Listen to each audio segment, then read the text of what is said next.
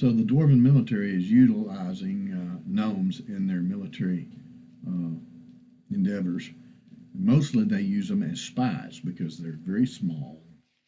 Not as small as a halfling, but small enough that they're really good at hiding and being overlooked.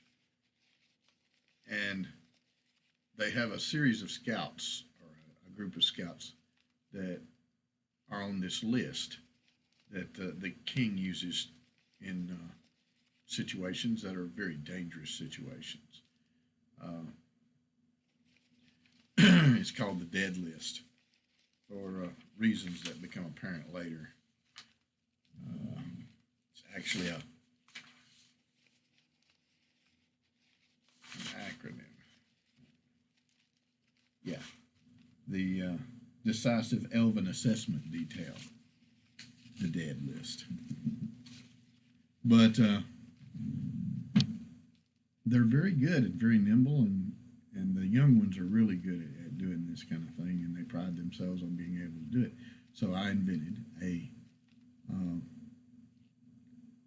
James Bond dwarf named Gyro, and he's the one that first discovers the dragon riders of the Elven nation. And this is his story.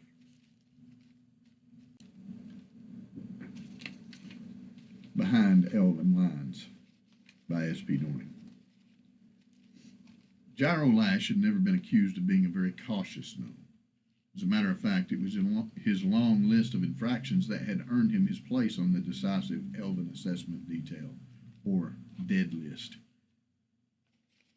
The list was almost a running joke in the Dwarven military, but only if you had a dark, morbid sense of humor. It was the job of the operatives working on the dead list to recon Elven troop positioning and to gather any intel that the Dwarven military might find useful in its war with the Elven nation. But the dead list carried a dual meaning, and if you were caught behind enemy lines, you'd find out the second meaning faster than you wanted to. No one could really remember who started the war. Its beginnings were lost somewhere in history. It didn't really matter. Gyro knew what evil the elves were capable of. He had seen it up close and personal as he was scouting out the intern camps for their sacrifices. He had seen them using the blood of the so-called inferior races to power their demonic magic. It was enough to turn the stomachs of even the most dishonest citizen of the Dwarven kingdom. So the war was necessary, and Gyro took his part in it just as serious. He watched from his location about 30 feet above the ground in the saddle of a wide-branched tree until the elven guard pacing the wall of the fort in front of him passed out of sight. Flipping a switch that was mounted on his left bracer, he activated the miniature metal crossbow that was attached there. The crossbow arm sprang open with a click, and the dark-haired gnome took aim and fired at the wall that was slightly lower than his own position. The small barbed dart sprang across the gap, trailing the thread of cable that spooled out from the bracer. Gyro smiled in grim satisfaction as it embedded itself in the mortar between two bricks that made up the wall, right where he had been aiming. Gyro unfastened the bolt that was secured between the crossbow and his bracer. Running the short bar that had also been attached to the bracer through the eye of the bolt, he corkscrewed it into the tree. Detaching the cable from the spool, he ran it through the eye of the bolt and pulling it tight between the wall and the tree and tying it off. This was Gyro's third trip behind Elven lines, and it had been the hardest of all of them. It was usually gnomes that got assigned to the dead list because it was easier for a gnome to conceal himself, and Gyro was the best of the best. It had taken him a month to get here, traveling by night and hiding during the day.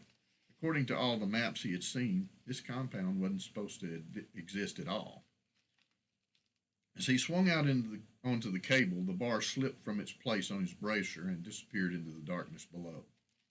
Gyro held his breath, waiting to see if the distant clang drew the attention of any guards. A full minute passed before he managed to talk himself into continuing. Swinging his legs up, he crossed his ankles above the cable and began inchworming his way across the open space between the tree and the wall. He barely made it to the shadows as the door opened and two elven sentries emerged. So how long before the trials? They were speaking Elvish, but Gyro spoke it fluently and had no problem understanding them. The director is saying another 3 months, but the Kenandelch is pushing him. I'd guess that the trials will be moved up. 2 months? If that car arrived today was carrying Shin and Dai, I expect we'll have riders airborne by the end of the month. That soon? The Shin and Dai have a way of motivating people. Their voices faded as they passed out of hearing range. Airborne? Had they invented some kind of flying machine? That could be devastating to the kingdom. And Shin and Dai agents here? That meant Gyro would have to be extra careful not to run afoul of the Elven secret police. Just knowing that they were here almost caused him to abort the mission entirely. There hadn't been a reported case of an agent running up against one of them and coming out on top. They usually didn't even come out of it at all. Gyro swung himself up over the wall, scurried across, and looked down. The ground was lost in shadows below. Reaching under the light jacket he was wearing, he produced a small pistol wrapped in burlap. The burlap kept it from making any noise as he moved about. He checked the walkway, making sure that it was clear, and then placed the barrel of the pistol against the wall, just below the outside edge. There was a pop, about as loud as someone clapping their hands, as he triggered it. When the pistol was pulled away, it left an eye bolt embedded in the concrete. Gyro replaced the pistol under his jacket. In a few more seconds, he had attached the end of the spool of cable that was hooked to his belt and swung himself over the ledge. Pressing a button on the spool, it began to play the cable out slowly, allowing Gyro to walk down the wall. In no time at all, he had reached the bottom. Disconnecting the spool from his belt, he mentally marked the spot for his return trip. In the middle of the walled compound was his target, a huge building, almost 120 yards squared. Shrouded ventilation fans were set evenly along its wall. The one Gyro faced had a small door set in the east end. An overly alert sentry guarded it. Perhaps he had heard that Shin and Dai were on the base. He was careful to move only when the guard was looking in the opposite direction, even though the shadows seemed to cloak him. The light tended to hamper infravision, but it did not totally blind it. Once he was close enough, he realized that all but the loudest noises would be masked by the fans and the sounds coming from within. Muffled grunts and screeches that made his ear hair twitch. Whatever was in there was extremely dangerous. That made it imperative that he find out what it was, since the elves were planning on using it against the Dwarven kingdom. Apparently the elves felt that security of the outer wall and the confidentiality of the base's location was enough. He could see no other security guards than at the entrances to the building. The fan furthest away from the guard was the most logical insertion point. Moving silently, he made his way over to it.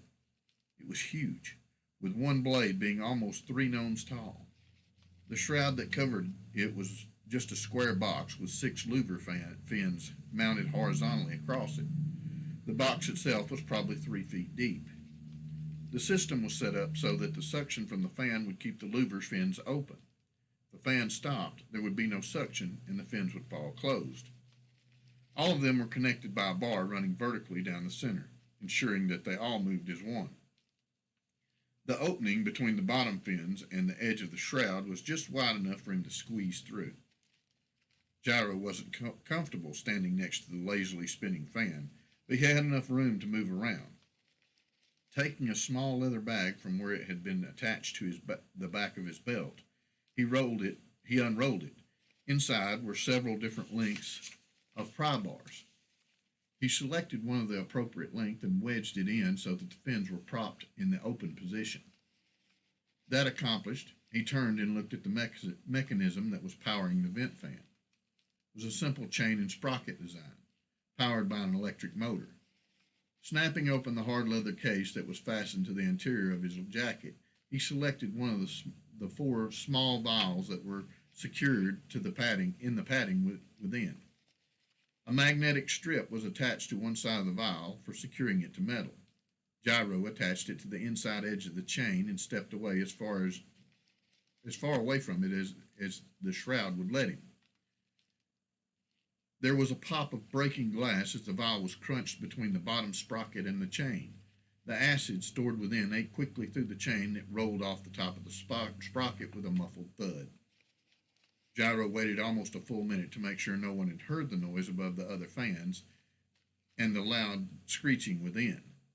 No one came to investigate, so he climbed through the opening and dropped down to the catwalk just below. He wasn't sure what he had been expecting, but fear gripped him as he realized what the elf's secret weapon was. Dragons. The entire building was lined with stalls and filled with dragons. They were all young ones, and each one had a saddle strapped firmly between its shoulders. There was no doubt as to their purpose. Gyro Lash stood there with his mouth hanging open as the implications of it hit him. If they managed to tame these dragons enough for elves to ride them, that would give them the whole sky to fight from. It would severely cripple the dwarves' abilities to stop their advance. It might totally obliterate it. With the capability of flight, they wouldn't have to face their ground forces. They could just fly up and drop bombs on them. He had to report this as quickly as possible. If they were going to be airborne by the end of the month, then time was swiftly running out for Allengren.